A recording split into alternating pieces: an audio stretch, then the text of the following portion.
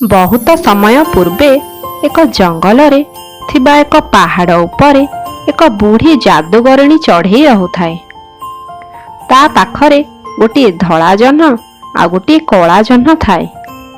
से कला जह्न आ धला जह्न साहाय्य जादूगरणी बूढ़ी जंगल थिबा सब गरीब पक्षी मानंकु साहाय्य करुथिला। अचानक दिने जादूगरणी चढ़ईर देह जोरे खराब हो जाए। मते लागुची मु बोधुए आउ बंचिबिनी, मोर मरण समय आसी गलानी। सुणरे मोर दुई जह्न, तुमे दुई जण मो भली सबुदिन गरीब पक्षी मानक साहाय्य करिब। एमिति कहू कहू जादूगरणी चढ़ईटी मरी जाए। यह देखि धला जह्न बहुत मन दुख करे, किंतु कला जह्न खुशी रे नाची उठे। सुन कला जह्न, आमे मालिकाणी कथा मानी आजी ठारू सब गरीब पक्षी मानक साहाय्य करने पड़िबो। ए बुढ़ी मरीगला सेतिपाई मु बहुत खुशी अछि। मु आजी ठारू आ काहाकु भी साहाय्य करिबिनी, मु केवल सेमानंकु हैरान करिबी। मते बहुत मजा लागिबो। तोर जदि इच्छा हेउछि ताहाले तू तोर साहाय्य कर।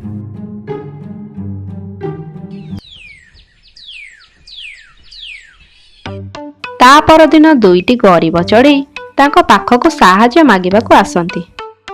काली राति जोरे वर्षा जोगु आम बसा भांगी गला, आमको किछि पैसा दियो, आमे आम घर मरामती करिबु।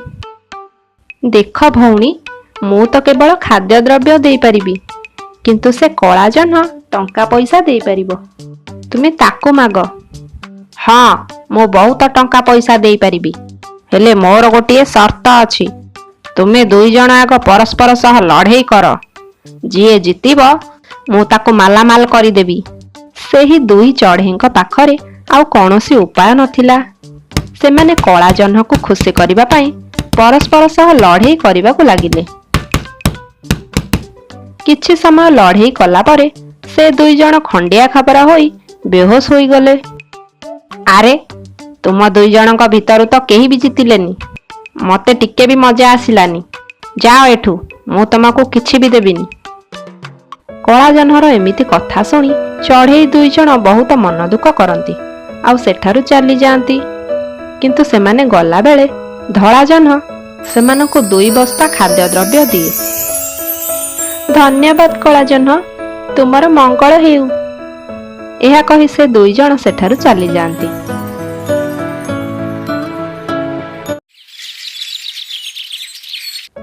एमिति किछि दिन बीती जाए।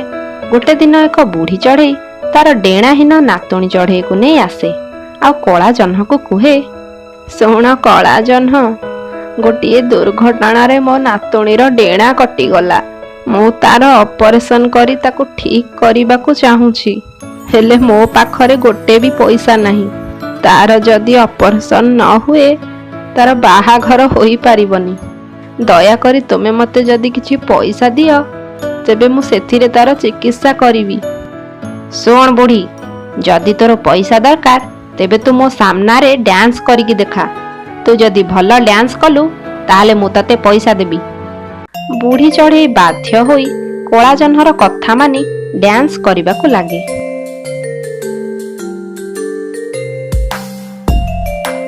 किंतु किछि समय नाचिला परे बुढ़ी चढ़ई हालिया होई सेठारे पड़ी जाए।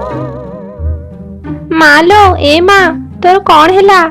उठ माँ। ए चढ़ई, तो माँ को डांस करी आसुनी।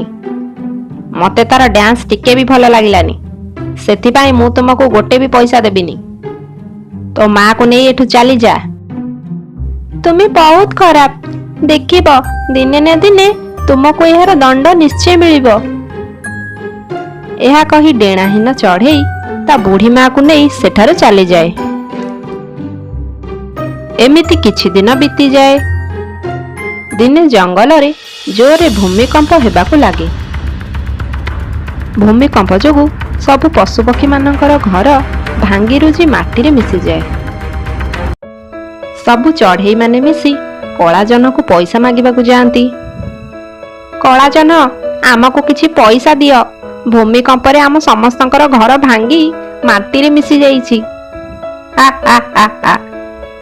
ଆରେ ଏ ଚଢେଇ ମାନେ, ତୁମକୁ ଏମିତି ଅସୁବିଧାରେ ଦେଖି ତ ମତେ ବହୁତ ମଜା ଲାଗୁଛି।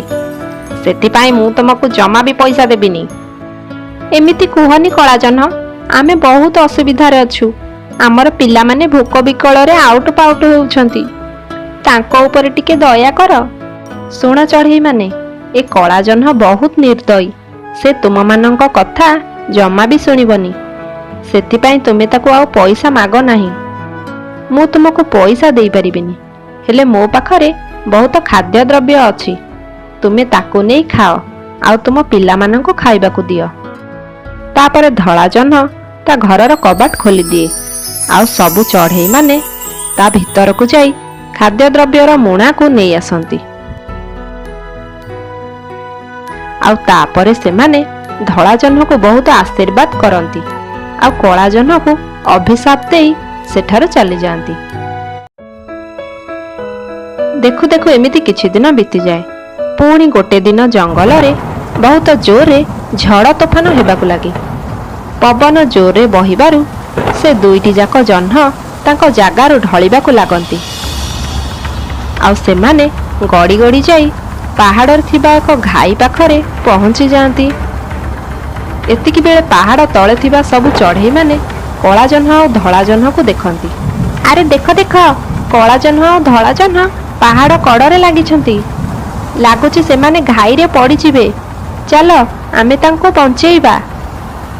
ଶୁଣ ଚଢ଼େଇମାନେ, ଏ ଧଳାଜହ୍ନ ବହୁତ ଭଲ, କିନ୍ତୁ ସେ କଳାଜହ୍ନ ବହୁତ ଖରାପ।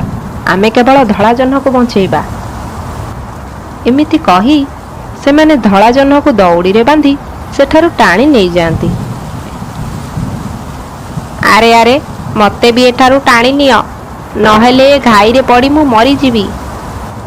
ତୁ ବହୁତ ବଡ଼ ଦୁଷ୍ଟ ଆଉ ଖରାପ ଜହ୍ନଟେ। ତୁ ସବୁବେଳେ ଆମ ଅସୁବିଧା ବେଳେ ଖାଲି ହସିଛୁ ଆଉ ବହୁତ ମଜା ନେଇଛୁ।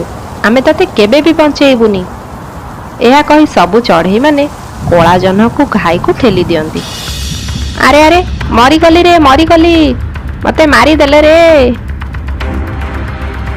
କଳାଜହ୍ନ ପାହାଡ଼ ତଳେ ପଡ଼ି ଖଣ୍ଡ ଖଣ୍ଡ ହୋଇଯାଏ, ଆଉ ସେଇଠି ତାର ଅନ୍ତ ହୁଏ।